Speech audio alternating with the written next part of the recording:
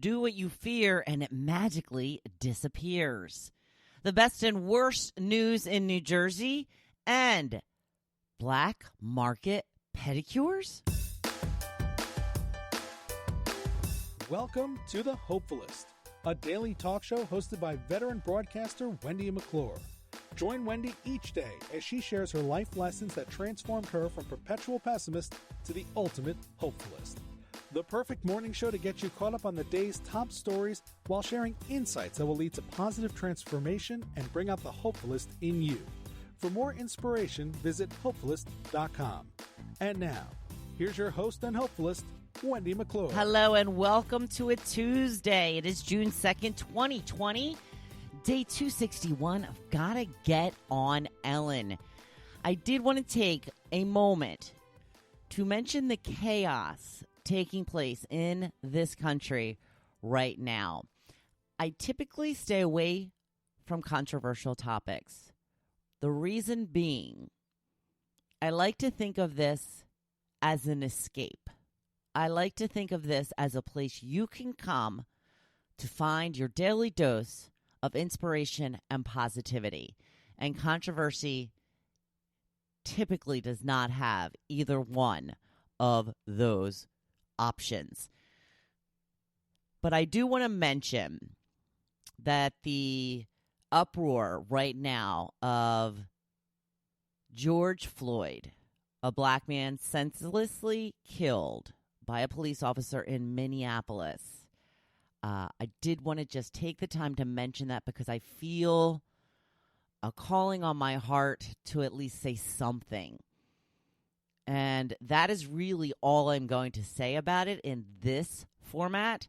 But if you would like to read more about my thoughts on the topic, I did post something that I wrote in the group page on Sunday, if you would like to go and read that.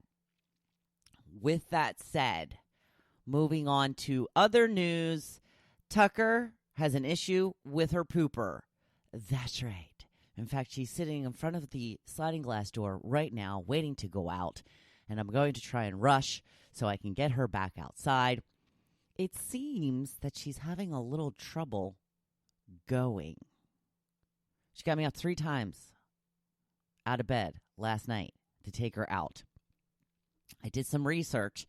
They're saying that pumpkin is a good natural laxative for the doggies. So I will be going to the store as soon as it opens to get some pumpkin for my pumpkin's pooper.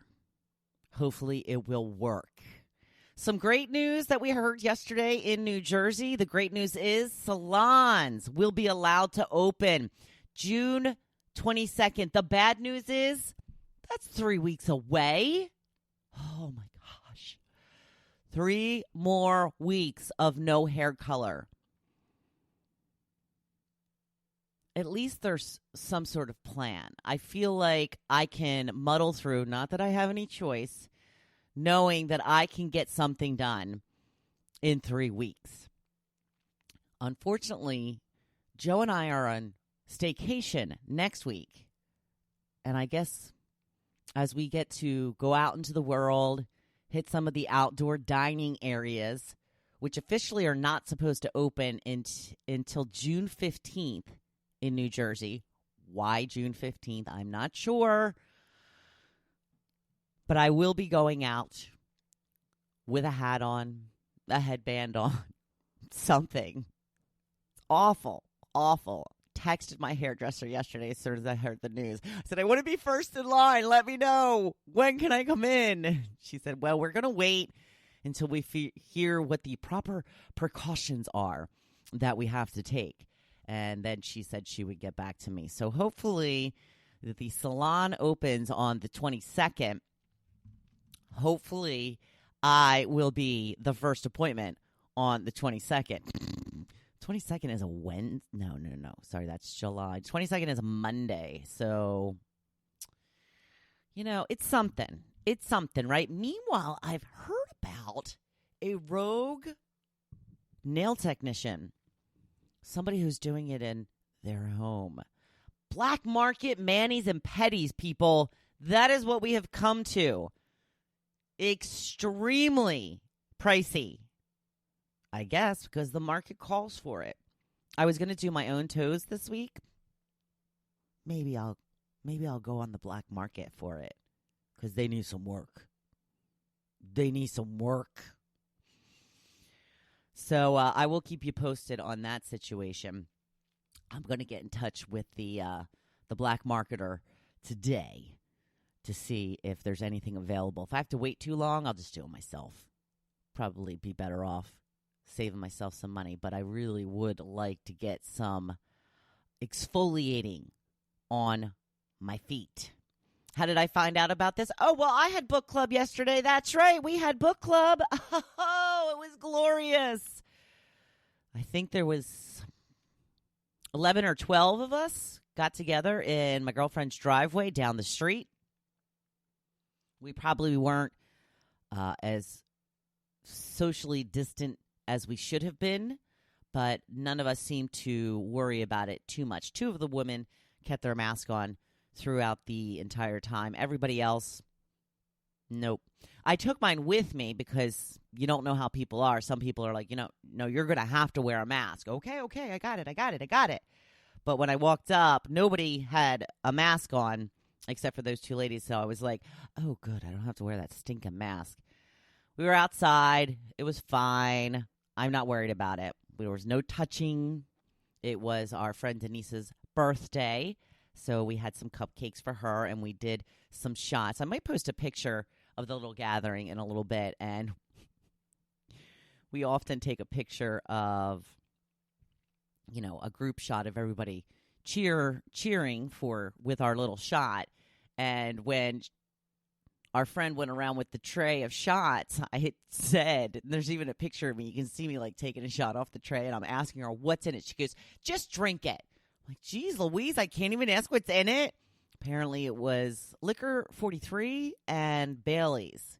We almost always have Bailey's in our shots. This is where I discovered Bailey's and Fireball.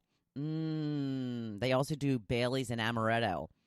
Yum. Yeah. I like it. It was yummy. That's all I had, though. I took a diet soda with me. Was a very good girl. I figured I deserved a shot. So there you go. That's what's been going on in my life. I'm sure that you are thrilled to be all caught up. The topic for today, I wanted to talk about things that you put off, things that you have to force yourself to do. But once they're done, you're like, oh, I'm so glad. Now, the first thing that came to my mind was things like activity-wise that, I'm sitting on the couch in the morning and watching the news or whatever, and I'm like, I just don't feel like getting my butt up off the couch, like taking a bike ride or going out on the kayak or what have you. A couple of people chimed in with exercise, but a couple of people also mentioned something that is so, so true for me. Cleaning. Yes, cleaning.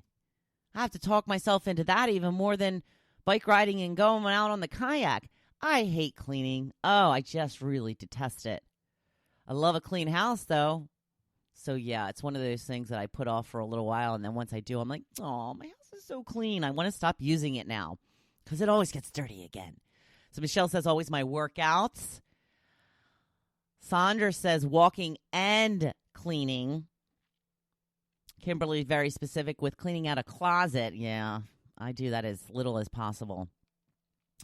Michelle says, wake up. And Dana says, Wendy, what I have to say would make you laugh, but I won't say it on Facebook. Yeah, I kind of get your drift, Dana. I kind of get where you're going with that.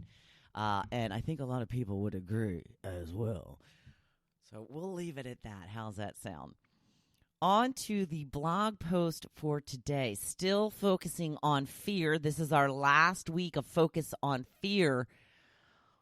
But once you do what you fear, it no longer has power over you. It can be absolutely paralyzing, though, at times. This is where I have been lately. I have been working on releasing a course that will help you find more happiness in your life by sharing my story and telling you what made the biggest impact on my life The difference between this and the podcast is this is an actual course. It comes with a workbook. It comes with video tutorials that takes you through the materials so much faster than the actual podcast. Here I talk a little bit each day for 4 weeks about a particular topic. In the course, I talk about each topic in 3 to 4 modules, which are about 10 to 15 minutes apiece. So it's much quicker. You'll see results faster. But I've been putting this off. I've been putting it off every step of the way, from recording the videos to creating the workbooks and doing the back end stuff that needs to be done to make them available and take payments. I've struggled with every part of this. I have had to force myself to do each and every one. I've put it off day after day because I'm afraid. That's right. I'm afraid the videos will suck. I'm afraid the workbook won't be good enough. I'll be afraid I'm not offering enough. I'm afraid that no one will be interested. I'm afraid that people won't find it helpful. I'm also afraid that people will judge me for taking payment after giving away so much content for free. So I push myself, not as hard as I should be, but I'm getting there. I had set a date of last Tuesday to have this course out in the world, but it's not there yet.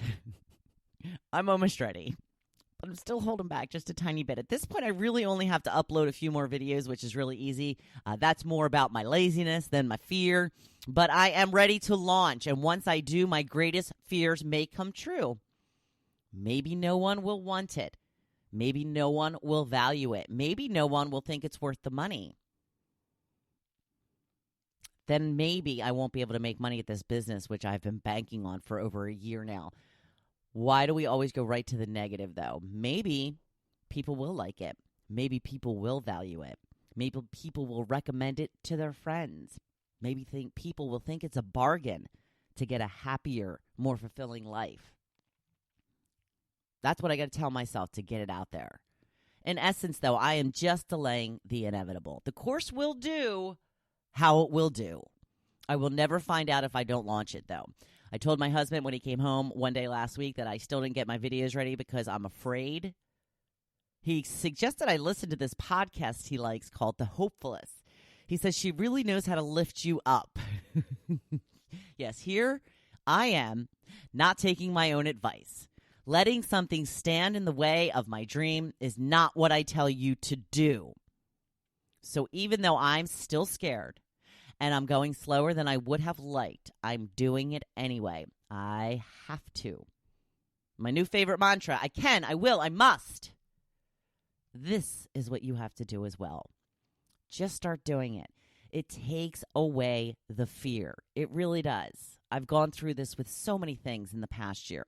Working out tech issues and delving into parts of social media I never had to work with before, creating a podcast every day, developing new pages on my own website. I didn't know how to do any of this stuff a year ago. But once I just did it, it wasn't so scary anymore. I didn't die. I didn't even come close. When I didn't know how to do something, I asked for help.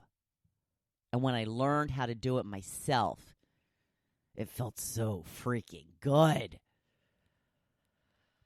The biggest way to get out from under that fear is to just do it. That's right, just do it. And you will find out it isn't nearly as scary as you thought it would be. Except for those darn Ferris wheels. I have given up on those, and I am okay with it. I don't like them. I just don't like them. But you will likely laugh at yourself for being so scared to begin with. So just keep challenging those fears, and soon you won't be afraid of anything because you will know that you can handle anything that comes your way. It's Tuesday. Grab a taco. Go be your badass self. As always, I am cheering you on. Thank you for listening to The Hopefulist, hosted by Wendy McClure. For more inspiration, please visit Hopefulist.com. Thanks, and we'll see you tomorrow on The Hopefulist. Hopefulist training is going to be available soon. Check out Hopefulist.com and click on courses, or email the Hopefulist1 at gmail.com for more information.